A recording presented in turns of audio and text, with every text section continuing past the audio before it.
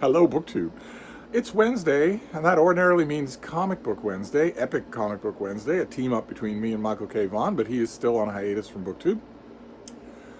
And that originally left me with the option of making another comic book video just on my own. I was making comic book videos on this channel before Mike started his channel, so it's got precedence. But then I thought, surely it's too hot to make videos of any kind. Boston is squarely in the middle of its first heat wave of the year. But there's a little magnolia blossom out there somewhere whose heart is set on these comic book videos and would be devastated without them. So I thought I would make one the same format as the last time, where I just take a stroll through my long boxes. The long cardboard boxes that comic book fans tend to have holding their collections.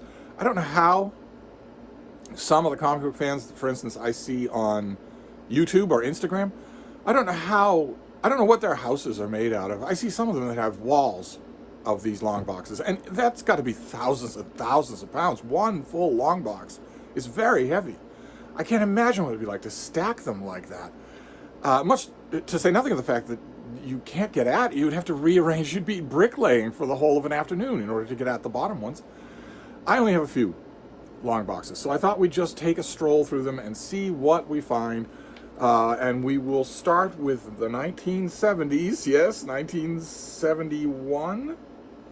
Is that right? This is Superman, number 240. How's that for a Stan Lee cover? It's the Daily Planet screaming, Superman fails. And Superman saying, after all the good I've done for you people, I get no respect. I'm done with you. We're through. And the crowd is yelling at him. Neil Adams cover, a really good Neil Adams cover, despite the obvious anatomical inaccuracies, but nevertheless, this is quintessential Marvel, just coming to DC, coming to Superman, in this storyline, which is drawn by the great Curt Swan, so you at least get that, you at least get great Curt Swan artwork. Superman is experiencing a giant decrease in his power level. And it's getting worse. So at the beginning of the issue, there's a family trapped on the upper story of a burning building. The fireman says if ever there was a job for Superman, and Superman takes off to save them. And he does, wearing the whole time that he's not strong enough, and he's accosted at the ground level by the realtor who says, well, fine, good for you, you saved the family, but can you save my building? And in a very good panel sequence, Curt Swan shows that he, in fact, cannot. It just falls on top of him.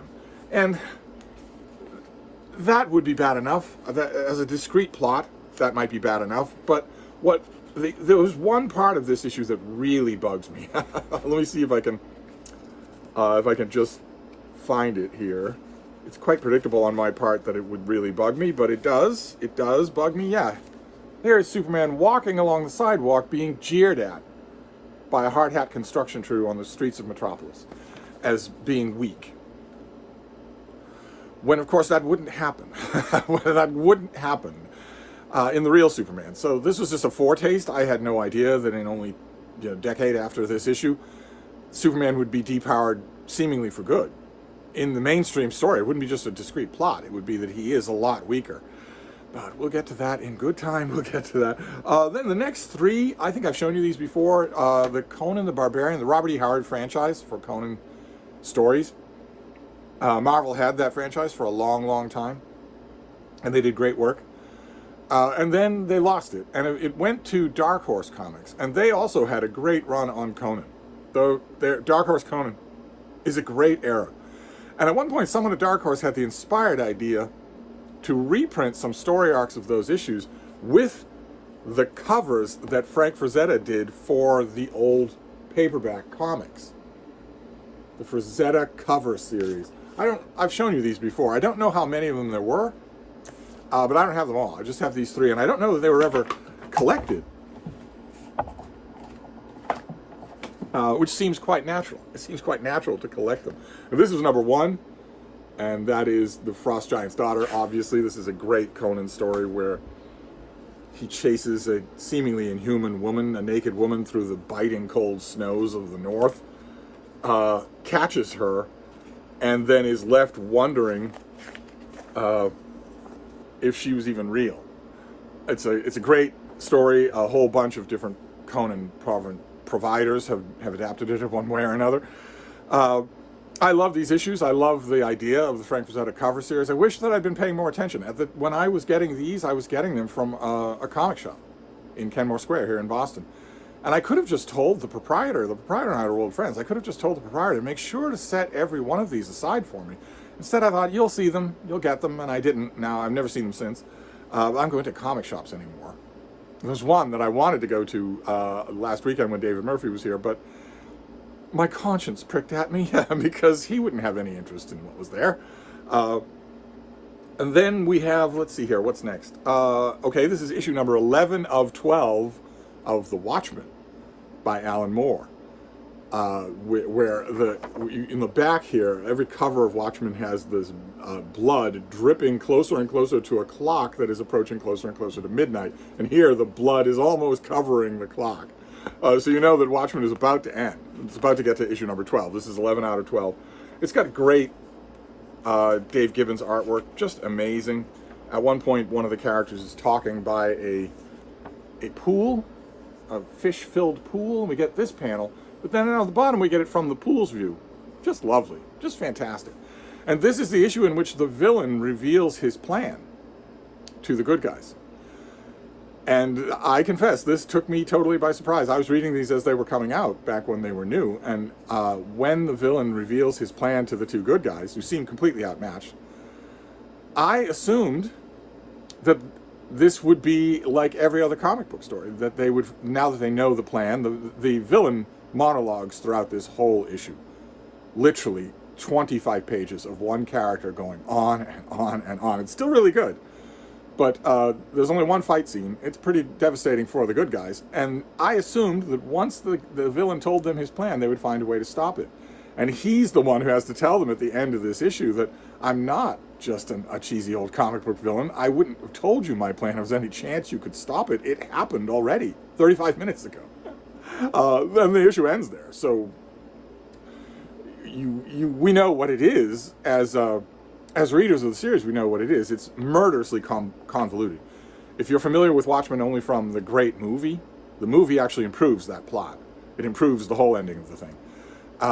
You won't know what the ending is if you only know it from the movie. The ending here is a lot more convoluted. Of course, it's beautifully done.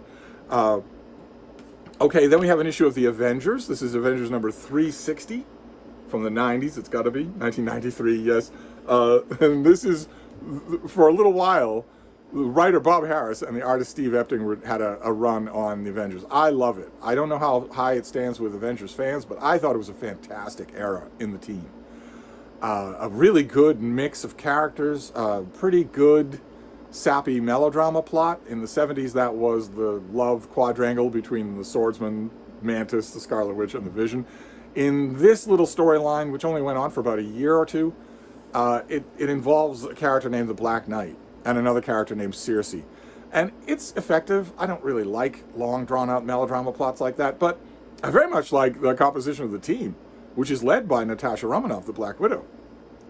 Fantastic, and which had an unpredictable chemistry to it. And for a while, during that Harris and Epting run, every once in a while they would come out with allegedly collectible foil covers. An embossed foil cover that they would just bring out on the stands. Now, I don't think the foil covers cost any more than the usual covers. But they're so dorky that I fell in love with them right away. And this is just, yeah, okay, here's the team. This is not Steve Epting, this is Sal Buscema.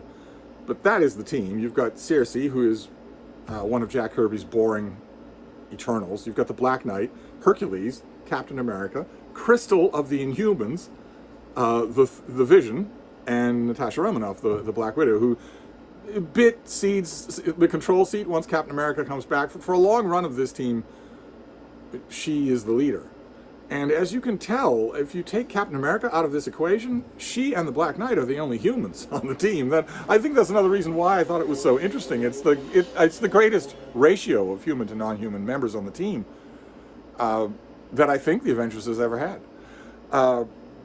Then we can move to another super team. No question of human to alien ratio here. This is my beloved Legion of Superheroes.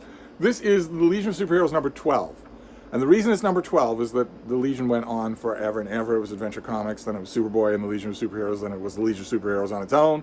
Had a number of different, went on for decades, and was fervently loved by Legion fans. And then it stopped and restarted with a reboot 5 years later. So no year given, but the storyline of the Legion 5 years later saga is that 5 years have passed in the Legion's world, and they weren't good years. So all of a sudden, things are darker in this future world, this 1,000-year in the future world, where this super team of teenagers fight evil in all its guises. First of all, they aren't teenagers anymore. And second, it's not a happy, bright, shiny world anymore. It's grim and gritty. And if you watch this channel, you know I would hugely object to that. But Keith Giffen was the writer and the artist, along with Todd and Mary Beerbone, and he did a great job. The 5 years later saga, at least the first year of it, is great. One of the greatest runs on the Legion of Superheroes. I have here number 12, Rebirth, where we have the battered old Legion logo and we see the silhouettes of some of this older team. Giffen did these in almost exclusively 9-page strict panels. Every once in a while he would let the extra drama of that give him a big splash page. Doesn't let that really work. And they're wonderful. These issues are absolutely wonderful. And then we go to, back to Dark Horse Comics. This is, I think I've shown you this before. I've shown you a lot of comics on this channel. This is by, the artist is Lee Weeks. I don't remember who writes it, because who cares who writes comic books, but I don't know this was firmly in the era of weirdly misplacing the credits on comics instead of putting them right at the beginning. So I don't actually know who writes this. But, oh wait, here we go. The plot is by Jim Shooter, and the dialogue is by John Ostrander. Doesn't matter. The artist is Lee Weeks. And this was a two-parter that they did of Predator versus Magnus Robot Fighter, and that is a Barry Windsor Smith cover. And this is Predator from the movies, this alien hunter race. Only the being that he's squaring off against here is a guy named Magnus in Earth's future. Are we given the date? 10,399. No, 399. So thousands of years in the future. And the character is named Magnus. He lives in a world entirely filled with robots. They are servants, they are house cleaners, they are construction workers, they are everything, they are everywhere. And he has been trained since the cradle by a mysterious mentor to be physically strong enough to destroy robots with his bare hands. Not all of them. He doesn't have an unreasonable hatred of them. He just hates the ones that go rogue or go bad. And we find him in the middle of his future era, but that future era has a visitor. It has the Predator has come to this world, and sooner or later, Magnus and the Predator are going to square off against each other. And you've got issue number 2 here, another Barry Windsor Smith cover. And you get the impression, you get the strong impression, as is almost always true in the Predator movies, that the Predator, whoever it is going to end up respecting courage and valor. They're not going to side with the bad guys. And that doesn't happen here either. I just loved it. I'd never seen it, collected in any way. I don't know how it would be. I'm sure that, actually now that I think about it, I'm sure that it has been collected. Dark Horse did a whole bunch of Predator stuff. They probably put in a volume here or there, and this was probably in it, but with a lot of other stuff I don't want. Okay, and then we will finish up here by going all the way back to 1967. This is The Mighty Thor, number 145, where Thor becomes a hippie. In the issue right before this, Thor and Balder and Sif on Earth and Odin, the king of the Norse gods up in Asgard, face off against the malevolent Volsungs. Not the saga of the Volsungs, but these horrible mystic energy beings named the Volsungs. Thor and Balder and Sif are victorious on Earth, and Odin is victorious up in Asgard. But he doesn't act it. He doesn't act it at all. He comes back. He has killed his opponent. There's great Jack Kirby artwork there. He's killed his opponent, and then he starts yelling. His opponent is dead, but he starts yelling, "Death to the foes of Asgard. The golden realm shall e'er endure. I have spoken." Okay, nothing that the Asgardians can't get behind. They were hoping that Odin would win, of course. he and the energy being flew off into space, so the Asgardians couldn't help him. He was fighting this being alone. So, okay, he's saying death to the foes of Asgard. Right? Great, fine. Then he turns on his people and starts yelling at them. Odin is the power supreme. Odin is the word, the way, and the wonder. Let all who live know them this. Odin is just. Odin is merciful. And yet, Odin is a vengeful liege. Odin is an angry liege. Odin is now and forever supreme. And woe to him who strays from righteousness. For the rage of the All-Father is truly eternal, and his judgment all-consuming. Why would you want this lunatic as your king? Why? Why would you want that? What is the reason for this outburst? He's not in the best of moods. And he takes it out, as he always does, on Thor, his son. Thor is moping after having defeated the Volsungs, and suddenly Odin appears. He's been monitoring his son's thoughts, as he often does. Still thy rebellious tongue! Not a word is uttered that doth not reach the ear of Odin. Forsong hath been vanquished, now must Asgard claim her own. And Thor doesn't want to go. He's bound to Earth. He doesn't want to go. Too long have I dwelled among the earthlings, their cause is my cause, their destiny must be my destiny. Odin says, but thou, flesh of my flesh, blood of my blood, still thou dost defy me. Then so let it be, on earth shalt thou stay, but without the power of Asgard, without the power of the son of Odin. Thus with these words I do leave thee. Thine hammer hath lost its enchantment, the power of the storm hath left thee. No longer canst thou soar like a bird in flight. Only thy strength remains, the strength which is thine own by royal right. So be it. So Odin takes away his power, for the second time in 2 years when this issue came out, and Thor is left as a normal being. His hammer does not return to his hand, and he does not have his immortal powers, so he has to work for a living. And where's the first place you go to apply for work if you're in the Marvel Comics? The circus of crime. He applies to the circus of crime, and the headmaster of the circus hypnotizes him so that the circus of crime has its eye on a giant gold bull statue. What you would do with that thing, how you could possibly fence it when it weighs 50 tons, I have no idea. I don't know what they're thinking, how they would even transport it. But nevertheless, they need somebody who is able to carry the bull off its podium. They were going to use their own circus strongman, but it almost killed him. He couldn't lift it. So they conscript Thor. They've modeled up a decoy here of roughly equivalent weight, and Thor handles it with ease, of course, because he has his natural strength. And his natural strength is at least 100 tons that he can lift without effort. So we start to follow his adventures. He doesn't stay hypnotized. He doesn't work for the Circus of Crime very long, just till the next issue. But he does have some adventures as a mortal being, including a crossover in the Fantastic Four that I really love. And that's it. A little bit unfocused because it's murderously hot here. It's 96 degrees here. So it's been very frustrating. It's a genuine heat wave. Fortunately, when David was here, he put in the AC units, or we would be lost. So that is it. That is just a video to keep my little magnolia blossom happy. I'll wrap this up for now, and I'll be back. Thank you, BookTube.